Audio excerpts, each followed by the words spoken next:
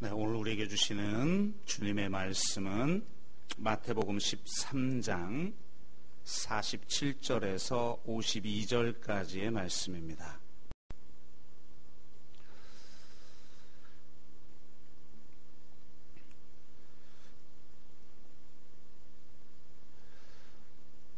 네, 오늘 말씀은 천국 비유의 장이라고 알려진 이 마태복음 13장에서 예수님이 말씀하고 계시는 7개의 비유 중 마지막 비유의 말씀입니다. 그래서 비유를 다 마치고 나서 이 마무리하는 비유를 한 가지 더 말씀하시죠.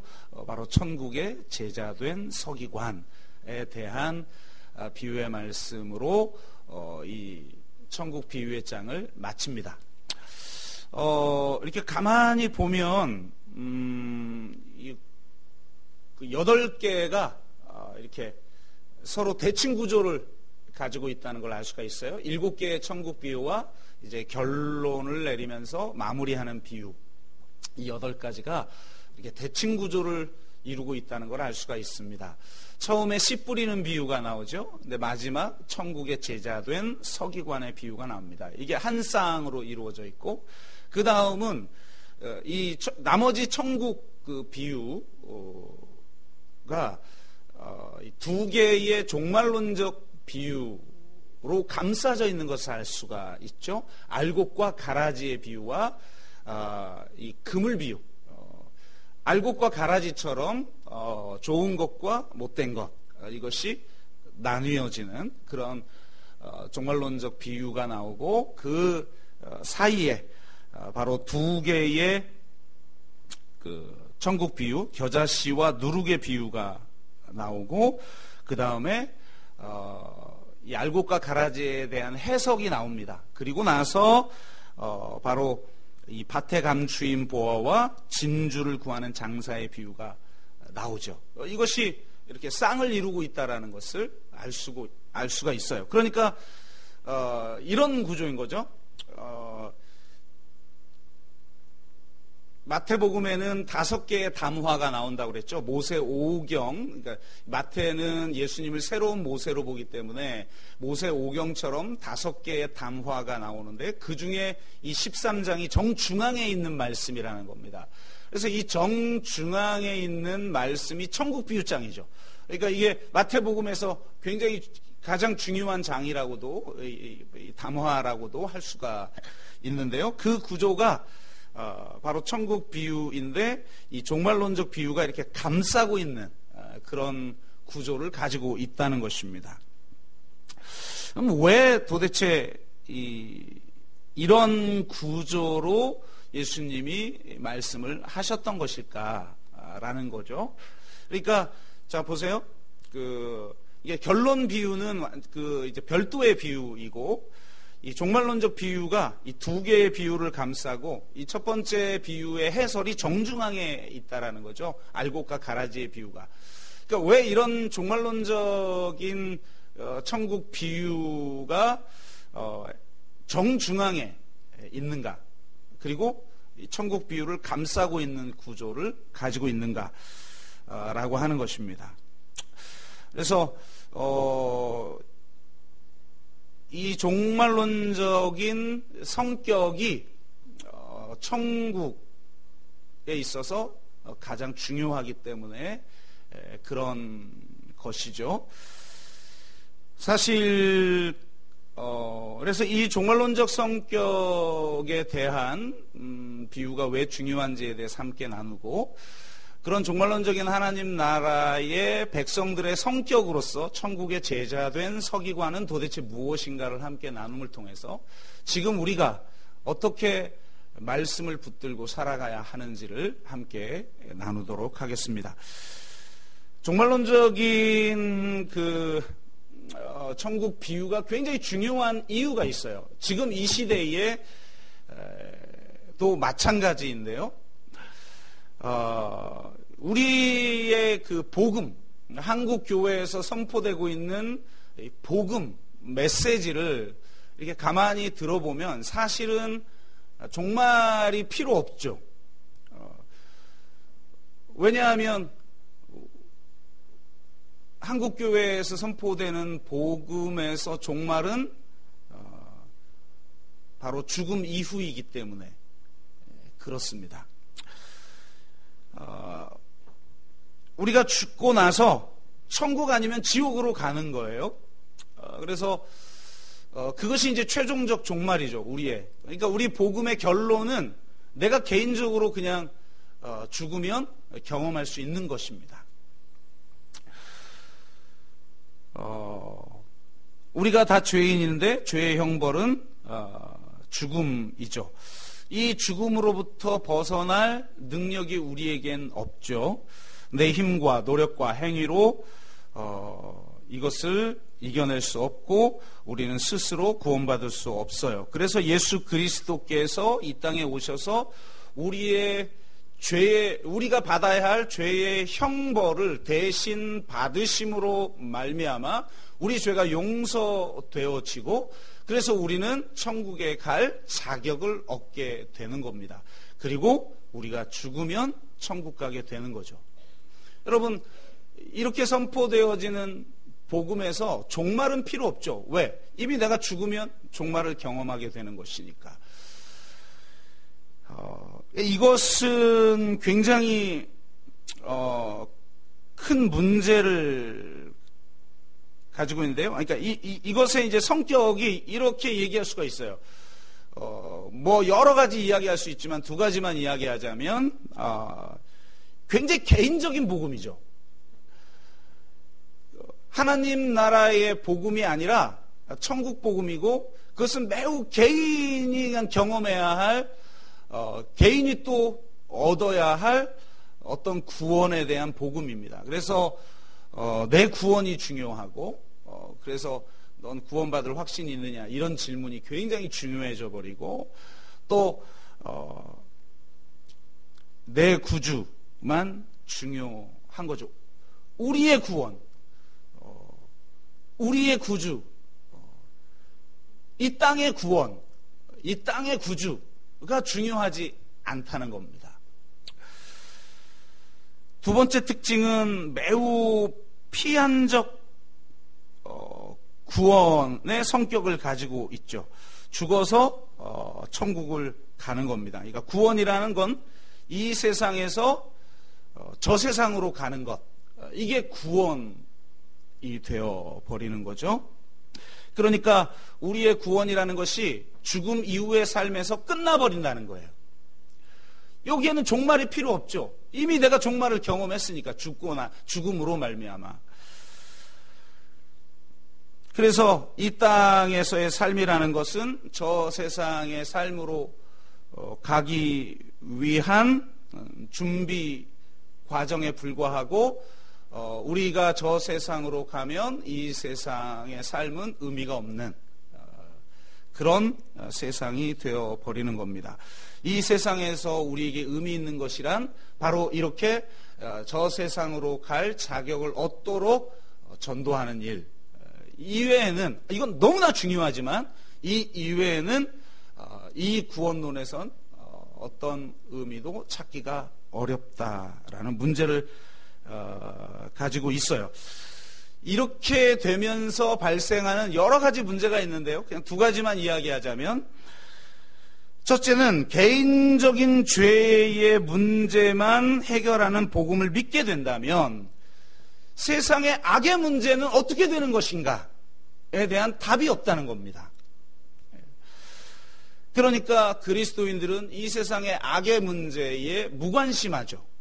그냥 내 개인의 죄, 내가 어떻게 이 죄의 문제를 해결할 것인가 라고 하는 개인의 경건의 문제만 중요하지 이 세상의 악의 문제를 어떻게 할 것인가에 대한 답을 주지 않는다는 겁니다. 그래서 세상의 악 앞에서 그리스도인들은 어떻게 살아야 할 것인가에 대한 답을 주지 못하는 복음을 우리는 가지고 있어요. 그래서 구원받은 자들이 모인 교회 생활은 열심히 하나 이 세상에서 나는 무엇을 하여야 할 것인가에 대한 답을 주지 못하는 것이죠.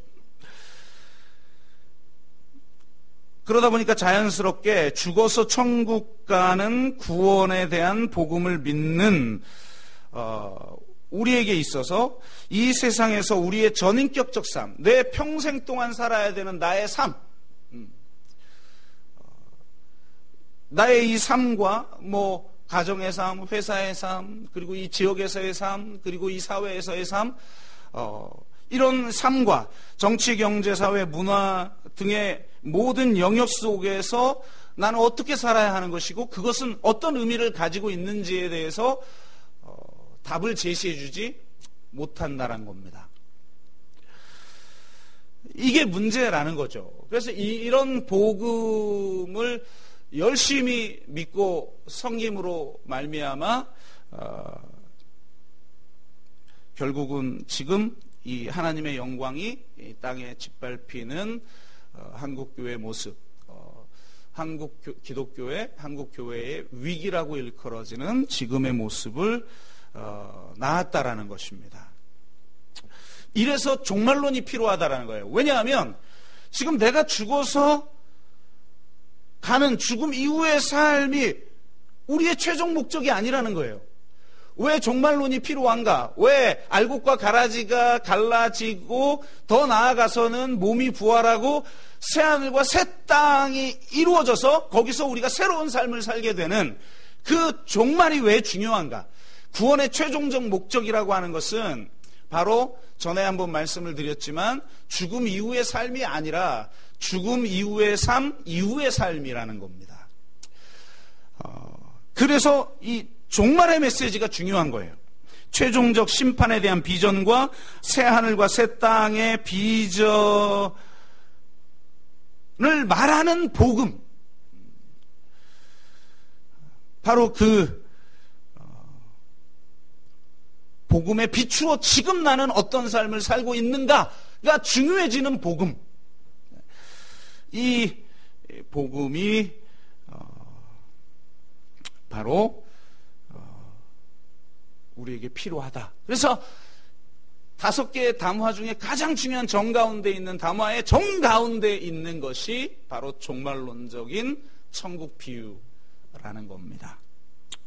그러니까 바로 이 종말론적인 시각으로 예수님의 성육신을 보고 예수님의 공생애를 보고 예수님의 십자가와 부활을 그분의 승천을 볼 수 있어야 한다라는 거죠.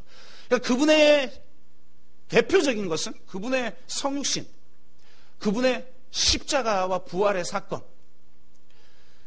바로 이 사건이 종말을 지금 여기에 가져온 사건이라는 겁니다. 한마디로 말하면 새 창조이죠. 구원은 내가 그냥 죽어서 천국 가는 게 아니라 새 창조라는 겁니다. 이것이 바로 하나님 나라의 복음의 핵심이죠. 하나님의 나라는 가는 나라가 아니라 오는 나라입니다. 내가 죽어서 가는 나라가 아니라 지금 여기에서 이루어지는 하나님의 통치다. 이것이 하나님의 나라인 것이죠. 그래서 너희들 여기 있다 저기 있다 속지 말라. 바로 하나님의 나라는 너희 가운데 있다. 이렇게 주님이 말씀하고 계시는 것이죠. 그래서 이 구원을 나 한 개인의 죄의 문제가 해결이 되어져서 내가 죽음 이후의 삶을 얻게 되는 것으로 그렇게 축소시켜서 맞지만 그것으로 축소시켜서 이해할 수 없는 더 큰 복음이 있다는 거죠. 그래서 요즘 신학자들은 이 에베소서 1장 10절을 굉장히 중요하게 여깁니다. 바로 이 동방 기독교가 가장 중요하게 여기는 구절이죠. 하늘에 있는 것이나 땅에 있는 것이 다 그리스도 안에서 통일되게 하려 하심이라. 아이, 뭐 땅은 사라져버리고 나중에 저 하늘에서 뭐 둥둥 떠다니면서 살아가는 그런 삶을 말하는 게 아니에요. 하늘에 있는 것이나 땅에 있는 것들이 다 그리스도 안에 통일되어져서 그리스도로 충만해지는 겁니다. 새 하늘과 새 땅의 비전이죠.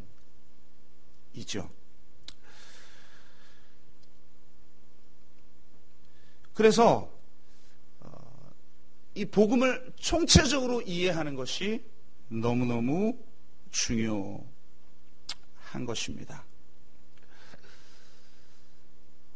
그래서 구약이 굉장히 중요한 것이에요. 구약을 이해하지 못하면 신약을 이해할 수가 없고, 거꾸로 신약을 모르면 또한 구약을 온전하게 이해할 수가 없다. 이렇게 말씀드릴 수가 있겠죠. 그래서 예수 그리스도께서 우리가 이 죽으심으로 말미암아 이루신 게 무엇인가?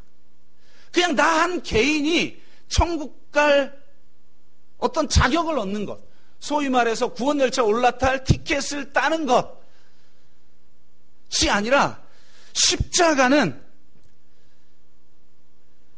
인간의 타락으로 말미암아 하나님이 보시기에 참 좋았던 세상이 어그러진 것을 예수 그리스도께서 이 땅에 성육신하셔서, 이게 여러분 성육신 사건은 너무너무 중요한 거예요.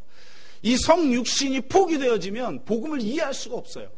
하나님이 인간이 되고 말씀이 육신이 된 것, 그분 자체가, 성육신 자체가 하늘과 땅이 만나는 사건이라는 거예요. 그분이 성육신하신 사건이 새로운 성전이 이 땅에 건축되어지는 사건이라는 거예요. 그래서 그분의 존재 자체가 하나님의 나라라는 겁니다. 그분의 인격과 그분의 사역을 통해서 이미 하나님의 나라가 이루어진 것이죠. 그리고 바로 십자가를 통해서 이 하나님의 나라가 이 땅에 새로운 나라가 출범하는 거예요. 이 세상 나라, 사단이 다스리는 이 세상의 나라, 사단의 권세가 우리를 사로잡고 있는 이 세상 나라에 새로운 권세, 하늘과 땅을 다스리는 모든 권세를 가지신 진정한 왕이신 예수 그리스도가 새로운 나라를 출범시킨 사건, 이것이 바로 십자가와 부활이라는 것입니다. 십자가가 너무 중요한 것이죠. 그렇게 새롭게 출범된 하나님 나라 백성이 되어지는 것, 이것을 성경은 구원이라고 말을 하는 것이고, 그 하나님 나라 백성 중에 알곡과 가라지도 있을 수 있다. 그 하나님의 통치가 이루어지는 세상에 알곡과 가라지가 있을 수가 있다. 그리고 좋은 고기와 좋지 않은 것들이 있을 수 있고, 결국 최종적으로는 이게 갈라진다 라는 겁니다. 그래서 오늘 본문에 보니까 세상 끝에도 이러하리라, 천사들이 와서 의인 중에서 악인을 갈라내어 풀무불에 던져 넣으리니 거기서 울며 이를 갈리라. 이 부정적인 것으로 끝나요. 그런데 가장 정중앙에서, 그 비유의 정중앙에 뭐가 있다고 그랬죠? 알곡과 가라지에 대한 해설이 있다고 그랬죠. 그 알곡과 가라지의 해설에는 이 부분이 나오죠.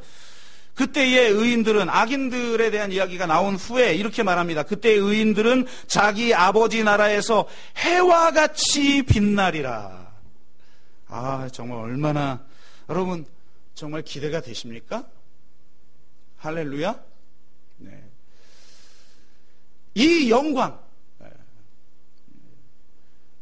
이 영광이 왜 중요한지에 대해서는 또 한편의 설교를 해야 될 정도로 중요한 주제죠. 이 주제가 하나님의 임재, 하나님이 임재하면 바로 거기가 성전이 되어지는 거죠. 야곱이 잠 깨어보니 여기가 하나님의 집이구나. 하나님의 임재하는 처소.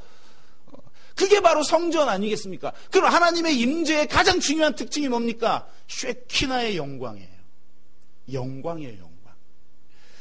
그런데 새하늘과 새 땅에 사는 사람들은 그의 존재 자체가 영광스럽게 변해서 하나님의 임재와 나를 분리시킬 수 없는 상태가 된다는 거예요. 와, 이게 정말 도대체 우린 가끔 임하시잖아요, 주님이.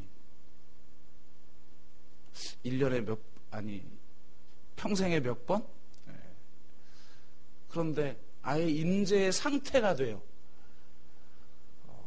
영화롭게 되어 살아가는 세상이 있다. 그런데 바로 그것을 지금 여기로 가져와서 성취시키시고 새로운 나라를 출범시킨 분이 예수 그리스도라는 겁니다. 새로운 세상을. 그래서 그리스도 안에 있으면 나만 거듭난 사람이 아니에요. 그리스도로 말미암아 새로운 세상이 출범한 거예요. 새로운 세상이 시작된 거예요. 새 창조가 시작된 거예요. 그래서 그리스도 안에서 새로운 세상이 되었노라. 이렇게 사도 바울은 선포하고 있죠. 제가 이번 주에 말씀을 준비하기 위해서 읽은 책이 좀 너무 두꺼워서 좀 곤욕스러웠어요.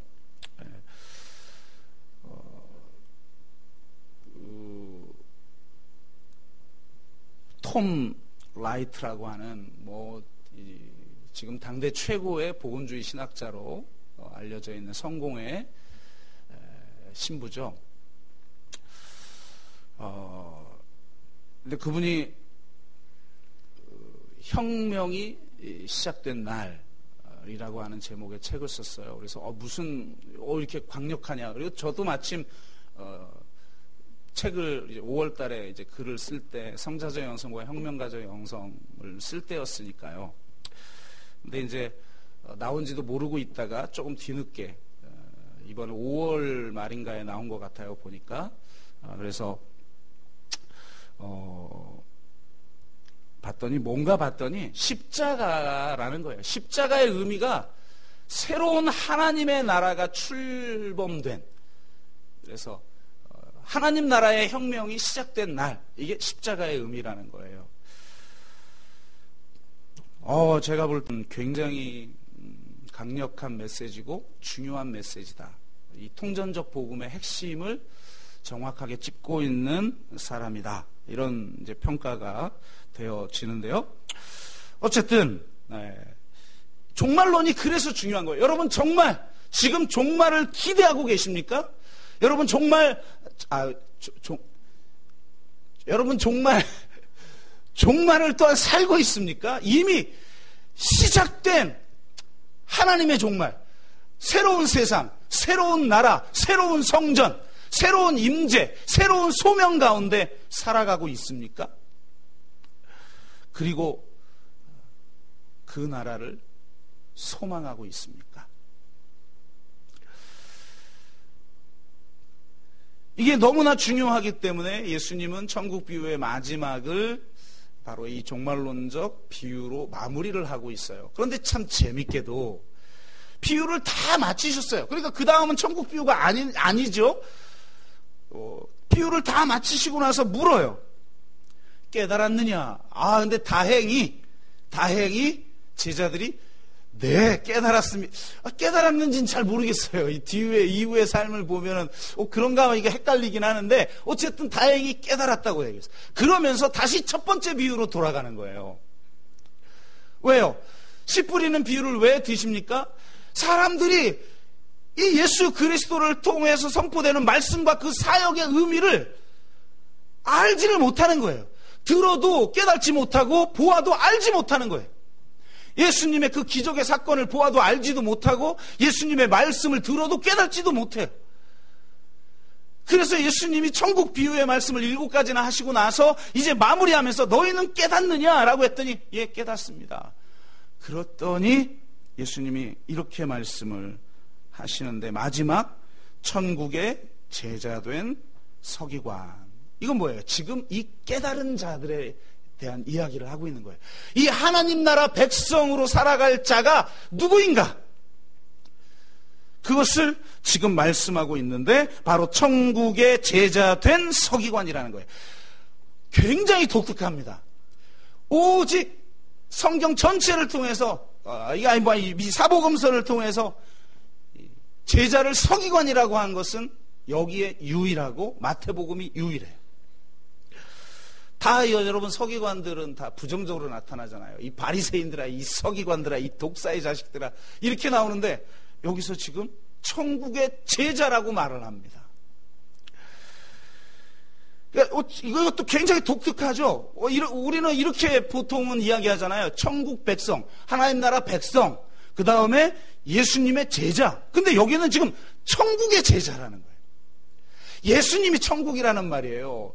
예수님이 새로운 세상, 예수님의 성육신을 통해 공생애를 통해 십자가와 부활을 통해 하나님의 나라가 새로운 성전이 이루어졌다는 겁니다. 새로운 세상이.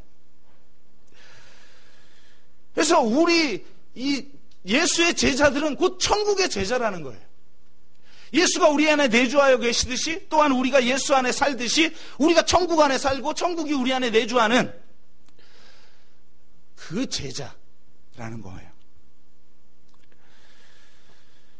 그런데 이 제자의 특징이 있어요. 바로 서기관이라는 겁니다.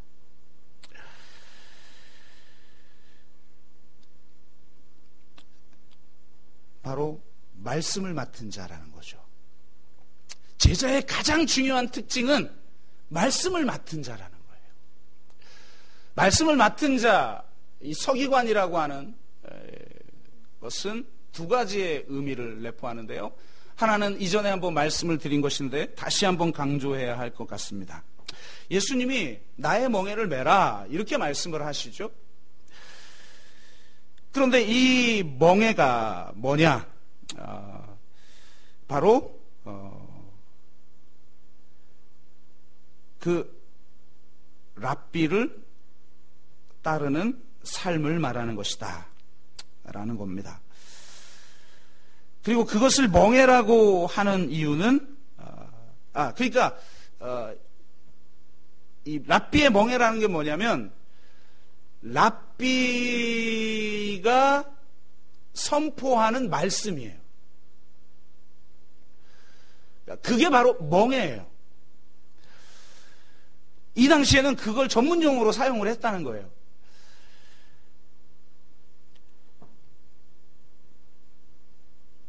이 랍비의 멍에를 맨다라는 게 무슨 말인가를 이해하는 굉장히 중요한 단어가 메고 푸는 거예요. 랍비 교육하는 장면을 이렇게 보면요. 그래서 요즘은 이 랍비의 교육 장면을 교육에 적용해서 하브루타라든지 이런 교육 방법을 지금 교회에 적용을 하고 있죠. 그냥 주제를 주고 엄청나게 그냥 이렇게 막 논쟁하게 만드는 교육 방법. 이것들을 좀 사용하고 있는데요. 이렇게 토론을 하다가 어느 제자가 요점을 놓치면 랍비가 이렇게 선언했다는 거죠. 자네는 토라를 패했네.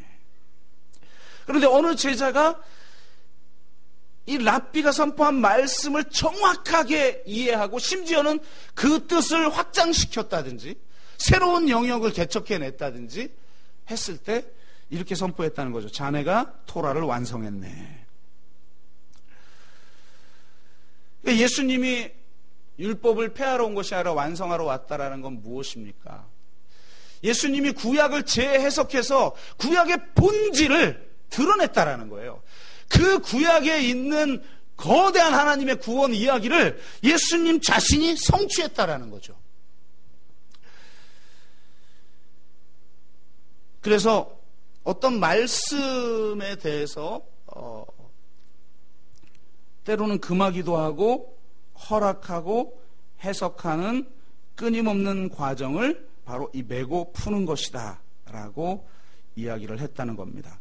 당시 이때 메고 푸는 권세를 가진 자들이 주로 바리새인이었고 서기관이었죠. 그런데 예수님은 이렇게 말씀하고 있는 거예요. 매고프는 권세, 진정으로 매고프는 그 권세는 나에게 있다.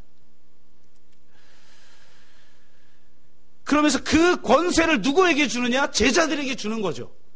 그러면서 그걸 바로 천국의 열쇠라고 표현을 합니다. 그러니까 내가 하나님의 말씀을 제대로 메고 푸는 것이 천국을 닫기도 하고 열기도 하는 열쇠를 갖는 거라는 거예요. 천국의 열쇠는 말씀이라는 겁니다. 그래서 우리 이 제자들에게 있어서 가장 중요한 것은 뭐냐? 말씀을 바로 알고 말씀을 바로 해석하는 능력이다라는 거예요.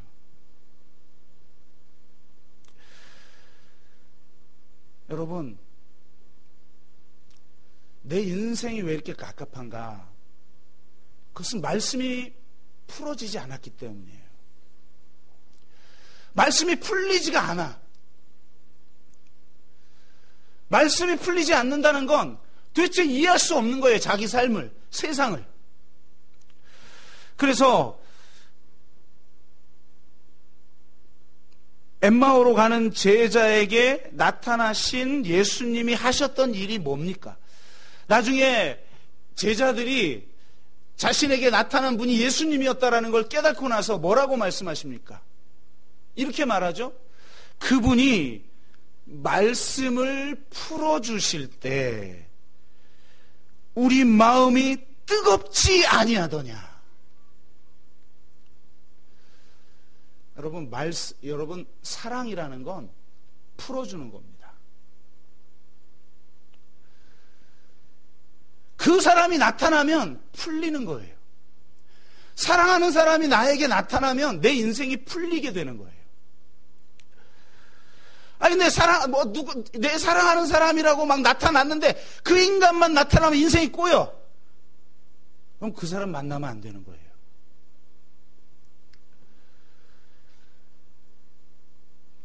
사랑은 말씀을 풀어주는 거예요. 말씀이 풀릴 때 내 인생의 의미가 풀리고 이 세상의 의미가 풀리고 하나님의 뜻이 풀리는 거예요. 제자란 말씀을 풀어주는 자다라는 거예요. 내 아내가 고민하고 있어요. 내 남편이 고민하고 있어요. 진짜 사랑하는 제자는, 천국의 제자는 말씀을 풀어주는 거예요. 말씀으로. 그런데 참 놀라운 것은 오늘 한 가지를 더 얘기하고 있어요.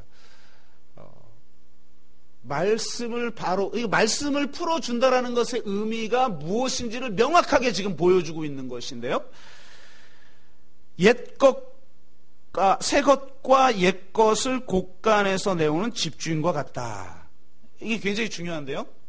당시 서기관들이 했던 일이 뭐냐? 여러분, 물론 예루살렘 정중앙에 모여있는 중심부에 있는 서기관들이 있어요.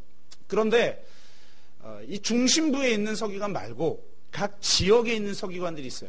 한마디로 말해서 회당을 섬기는 서기관들이 있죠. 이 서기관들이 하는 일이 뭐냐? 당대 그 회당의 구조를 이해해야 되는데요. 당대 그 회당은 두 개의 영역으로 나눠져 있어요. 하나는 본당, 하나는 두루마리방. 그러니까 회당에서 돈을 모아서 공동으로 구입을 해요. 여러분 지금처럼 막 이렇게 성경을 막 책을 가지고 다닐 수 있거나 아니면 요즘은 핸드폰에 그냥 아예 들고 다닐 수 있는, 이게 말씀이 가벼워진 것 같아요. 그러니까 역시 말씀이 가벼워지면 보기 쉬울수록 안 본다. 이걸 제가 깨달았어요. 그러니까 여러분 성경을 되도록이면 좀 불편하게 가지고 두루마리로 가지고. 그래서 공동으로 구입을 해요. 왜? 당신은 지금처럼 이렇게 뭐 종이가 있었던 시대도 아니고 한참 후에 종이가 중국에서 동양에서 서양으로 중세 때 넘어온 것 아닙니까? 그러니까 인쇄기술도 발달하지 않았고, 그러니까 이 두루마리를 모아서 성경 아마 66권이 아니죠. 39권 구약은 39권을 다 갖춘 회당도 많지 않았을 수도 있어요.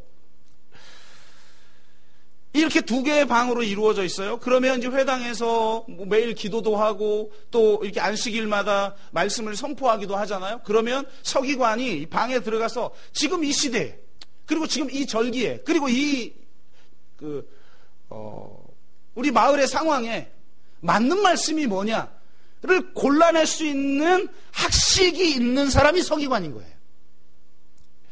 그러니까 지금 우리에게 필요한 말씀, 지금 이 시대에 필요한 말씀이 무엇인가를 골라낼 수 있는 능력을 갖춘 학식과 지식이 뛰어난 소케림, 서기관들이 그 역할을 맡았다라는 것이죠. 그러니까 무슨 말이냐면 단순히 말씀을 해석할 수 있는 능력뿐만이 아니라 그 말씀을 적용할 수 있는 능력을 가진 사람이 서기관이라는 겁니다. 이것을 예수님은 이렇게 비유를 해요. 곳간에서 새 것과 옛 것을 내오는 집주인. 그러니까 주인이 잔치를 베풀어요.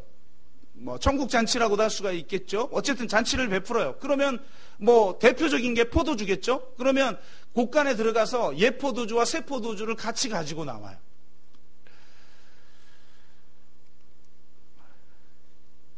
그런 집주인과 같다. 그러니까 천국의 제자들, 주의 제자들은 뭐 하는 사람이냐? 바로 이 새 것과 옛 것을 내오는 집주인과 같은 서기관이다라는 겁니다. 이 새 것과 옛 것이 도대체 뭐냐? 대부분의 학자들은 다르게 해석하는 사람도 있지만 대부분의 학자들은 이게 신약과 구약이다 이렇게 이야기를 합니다. 그러니까 곳간에 지금 신약과 구약이 있는데 내가 지금 이 시간에, 지금 이 상황에, 지금 이 시대에 필요한 말씀이 뭔지를 분별하여서 꺼내올 수 있는 사람, 그리고 그 말씀을 풀어서 지금 그 말씀을 필요로 하는 사람에게 선포할 줄 아는 사람이 서기관인 거죠. 여러분의 자녀가 사춘기 때 방황을 해요. 혹은 여러분의 자녀가 진로의 문제를 놓고 고민을 해요. 여러분의 자녀가 지금 어떤 직장이나 혹은 무슨 어떤 새로운 창업이나 어떤 길을 가려고 고민을 해요. 또 어떤 사람은 고난 앞에서 도대체 왜 나에게 이런 고난이 임하는지 이해할 수 없어요.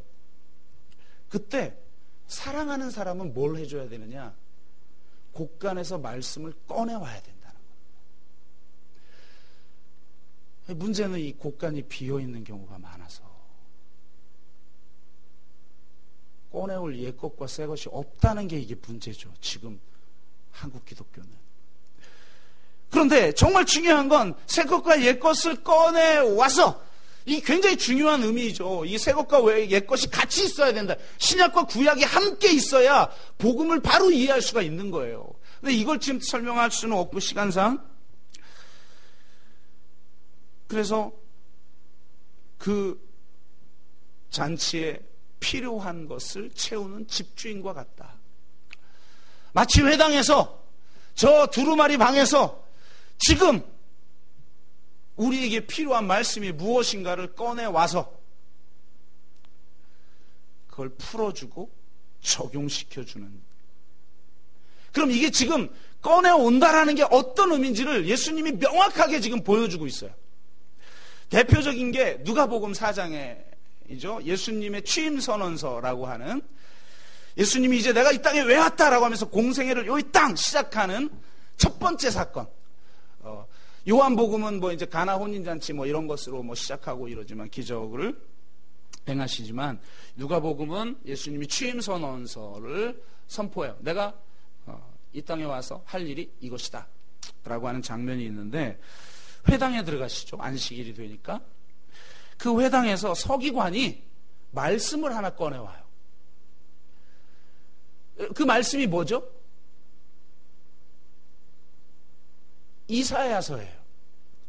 그러니까 이사야서 두루마리를 엄청 꺼냈나 봐요. 어마어마하게 꺼내왔나 봐요. 그래서 예수님이 그 이사야서 중에 막 찾아요. 막 찾다가 옳거니 요거다 라고 말씀하시는 게 바로 이사야 61장입니다. 굉장히 중요하죠. 주의 성령이 내게 임하셨으니 가난한 자에게 복음을 전하게 하려 내게 기름을 부으시고 나를 보내사 이런 일을 하게 하시고, 마지막이 뭐예요? 은혜의 해를 전파하려 하심이라. 이것만 읽는 게 아니라 이 행간을 보면 이 말씀을 풀어주셨던 것 같아요. 그러니까 듣는 사람들이 전부 도대체 아니 저 사람은 갈릴리 목수 아니냐? 그런데 이 은혜로운 말은 도대체 뭐냐? 이렇게 놀라워하거든요. 그런데 정말 중요한 것은 예수님이 자신이 이 땅에 오셔서 하는 일이 무엇인지를 보여주시기 위해서, 그 말은 지금 이 시대에 예수님이 딱 그 시대에 오셔서 공생애를 시작하면서 지금 이 시대에 주시는 말씀이 뭔지를 지금 서기관이 되셔서 그 말씀을 내오고 그 말씀을 풀어주신 거예요. 그러면서 주님이 하신 말씀, 이 글이 오늘 너희 귀에 응하였느니라 라고 말씀하십니다. 이것이 천국의 제자된 서기관들이 해야 할 일이라는 거예요. 말씀을 해석해내고 그 말씀을 적용해서 그 말씀이 실체화되도록 하는 거예요. 이 말씀이 응하였느니라. 그 말씀이 실체화된 것을 보여주는 거예요. 예수님은 예수님의 존재 자체가 이미 말씀이 실체화된 성육신하신 하나님의 아들이셨어요. 새로운 나라셨어요. 새로운 성전이셨어요. 새로운 세상이었어요. 그래서 이 글이 오늘 너희에 응하였느니라 라고 말씀하시고, 그 공생애를 통해서 천국을 성취하시며, 궁극적으로는 예수님이 십자가를 통해서 바로 이 말씀을 온전하게 응하십니다.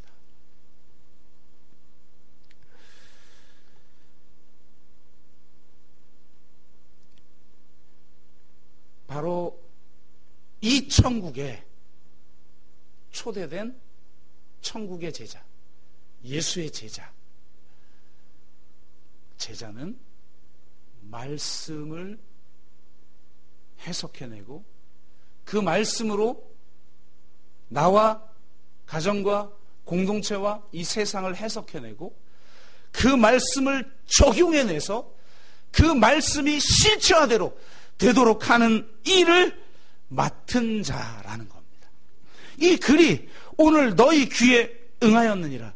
이 일로 부름을 받은 거예요. 이 일을 응하게 하는 것은 너무나 다양하죠. 복음 전도일 수도 있어요. 누군가를 교회로 이끄는 것일 수도 있어요. 또 더 넓게는 내가 하는 일을 통해서, 내가 직장에서, 내가 가정에서, 내가 이 지역에서, 내가 이 사회에서.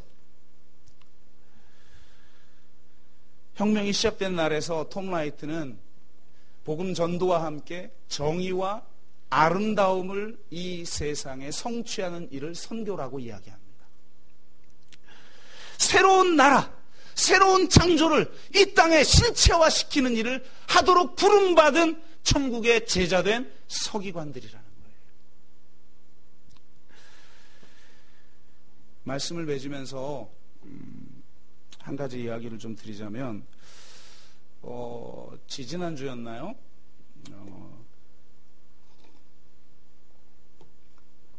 유성준 교수님이 협성대에 유성준 교수님이 그 서번트 리더십 그 학교를 하는데,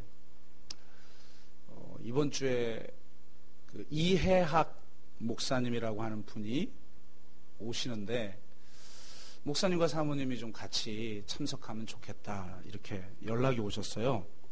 그래서 다른 분이 뭐 오신다고 그래서 문자 줄 때가 가끔 있으신데요. 벌써 지금 한 4, 5년 동안 이걸 해오시고 계시잖아요. 근데 잘 못 갔어요. 사실 시간이 만만치 않잖아요. 월요일 날이었는데 이해학 목사님이 오신다고 그러는 거예요. 그래서 이건 안 갈 수가 없구나. 그래서 갔죠. 가서 진짜 많은 도전을 받았는데요. 그분이 이제 자신이 살아온 삶에 대한 이야기를 좀 하시면서 첫 번째 사건에 대한 이야기를 하시더라고요. 첫 번째와 마지막 것만 제가 소개를 해드릴게요. 긴급조치 1호로 이렇게 붙잡혀 갔어요. 성남에서 목할 때 붙잡혀 가서 이제 고문을 당하는데, 이게 그냥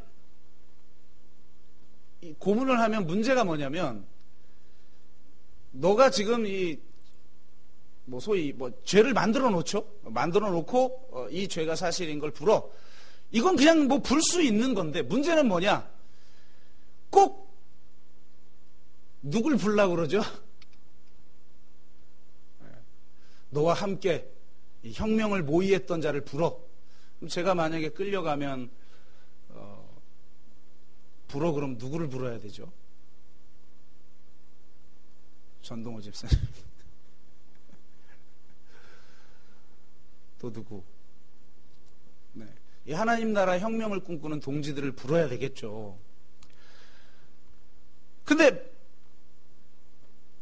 풀 수 없잖아요. 내가 혼자 이렇게 잡혀와서 고문을 당하는 건 괜찮은데 풀 수는 없잖아요. 근데 이 고문이 너무 고통스러우니까 입이 내가 풀기만 하면, 지금 그냥 여기에 거짓 조서를 쓰기만 하면 내가 지금 풀려나는데, 그러면 내가 풀면 다음은 그 사람이 와서 이 짓을 당해야 되니까 못 부는 거죠.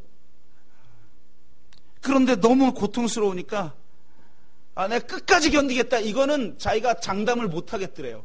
그래서 결심을 한 것이 1시간만 견디자. 1시간만 참자. 그럼 1시간을 참고, 1시간 참으니까 또 그 다음에 1시간만 더 참아보자. 이러고 넘어간대요. 고문이 끝날 때쯤 되면 그냥 내가 지금 죽고 싶다. 그냥 죽고 싶다. 하여튼 이 갇힌 사람들은 좀 독종들이잖아요. 저는 잡혀가면 바로 불 것 같아요. 전동호, 유승재, 또 누굽니까? 김두현, 또 최근에 오신 우리 조재현 집사님도 불어야 되나요? 네. 바로 불 텐데, 동료 불라, 이게 제일 무서운 거잖아요. 그래서 나중에 보니까 참 어쨌든 이분이 그걸 겨우 참는데, 자기가 1시간만 참자 이러고 참았는데 견뎠더라는 거예요. 그래서 저녁에 자기 직전에는 내가 이겨냈구나, 해냈구나 라는 생각이 들면 세상이 알지 못하는 희락이 임한대요. 와. 그러면서 사도행전의 말씀, 이 교회 사람들은 성경을 묵상하면 다 내 말씀으로 읽힌대요. 그냥 사도들의 삶이 자기들의 삶이니까 그냥 읽으면 은혜라는 거예요. 내 얘기니까. 근데 사도행전에 보면 이런 게 나와 있죠. 채찍질 당하고 풀려났을 때 내가 고난받기에 합당한 자로 여김을 기뻐하며. 하지 말라는데 더 그리스도를 전파하죠. 이 기쁨이 뭔지를 알겠더라는 거예요. 그러면서 이제 강사가 너무 옛날 얘기만 하는 것 같으니까 이제 저희 주최하시는 유성준 교수님이 요즘 또 교회에서 하고 있는 사역들 이런 것도 한번 좀 소개해 주시면 도움이 될 것 같아요. 그 교회에서 성남에서 굉장히 유명한 사역들을 많이 하거든요. 그래서 선교적 교회에 좀 도움이 될 만한 얘기를 좀 해주십시오라고 하니까 알았어요 하고 하더니 또 자기 얘기 맡으시더니 이게 이제 꼰대들의, 나이 드신 분들의 약점이긴 한 것 같아요. 근데 이제 해달라고 했으니까 그 교회에서 신협을 시작하게 된 계기를 이야기하는데, 이분에게 가장 중요한 건 말씀이 응하는 거라는 거예요. 말씀은 우리가 묵상할 때든지 사건을 통해서 온다는 거예요. 어느 날 성남, 여러분 잘 아시잖아요. 성남 어떤 사람들이 그 성남으로 처음에 갔는지. 그래서 이 서울의 도시 정화를 위해서 다 쫓겨난 사람들을 성남으로 다 몰았는데, 다 그냥 성남 가보시면 알지만 산동네에 있잖아요. 어느 날 이렇게 길을 가는데 눈 오는 날 겨울에 한 일가족이 밖에 나와 있는 거예요. 밖에서 이렇게 떨고 있는 거예요. 왜 떨고 계십니까? 그랬더니 집주인이 월세를 올렸는데 낼 돈이 없어서 쫓겨났습니다. 이 얘기를 듣고 이분이 돌아버린 거죠. 의협심이 강하니까 들어가서 주인하고 대판 싸웠다는 거예요. 어떻게 이럴 수가 있냐고. 대판 싸우고 나서 근데 어떡합니까? 다 해결을 해줘야 되니까. 그때 이분이 하나님, 어떻게 말씀이 응해져야 됩니까? 하나님, 어떻게 말씀이 응해져야 됩니까? 그래서 교회로 돌아가서 몇 명 되지도 않는 성도들에게 우리가 신협을 합시다. 돈을 모읍시다. 그래서 참 여러분 성남에 뭐가 있겠어요? 그 당시 처음 성남이 막 형성될 때 그 산동네 사람들이 십시일반으로 돈을 모아서 시험을 만들고 그 돈으로 바로 그 쫓겨난 사람을 도운 거예요. 그 사람이 기독교인이 됐겠어요? 안 됐겠어요? 됐겠죠. 그 교회 성도가, 열혈 성도가 됐죠. 그래서 시작됐다는 거예요. 하나님의 말씀을 응하게 하려고 시작한 신협이 지금은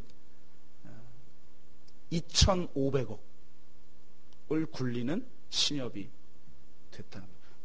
금액 듣고 깜짝 놀랐어요. 25억? 되는 줄 알았어요. 2,500억을 굴리는 신협으로 발돋움하고 또 교회가 그 지역을 섬기는 여러 사역을 합니다. 그러니까 정말 중요한 게 뭐냐?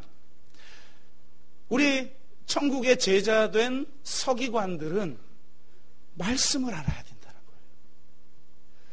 말씀을 풀어줄 수 있는 제자가 되어야 된다는 거예요. 그리고 그 말씀을 적용시킬 수 있는 사람이 되어야 하고, 그리고 이 말씀이 너희에게 응했느니라 라는 사명을 받은 자가 바로 주의 제자인 줄로 믿습니다. 여러분 교회에서 또 아이들을 가르치는 일을 하시는 일을 통해서, 가정에서 여러분이 하시는 일을 통해서, 이 지역에서 또 시민으로 살아가는 삶에서 모든 영역 속에서 말씀이 응하도록 하는 삶을 살아가는 천국의 제자된 서기관 되시기를 주의 이름으로 축복합니다. 제가 마무리 기도합니다.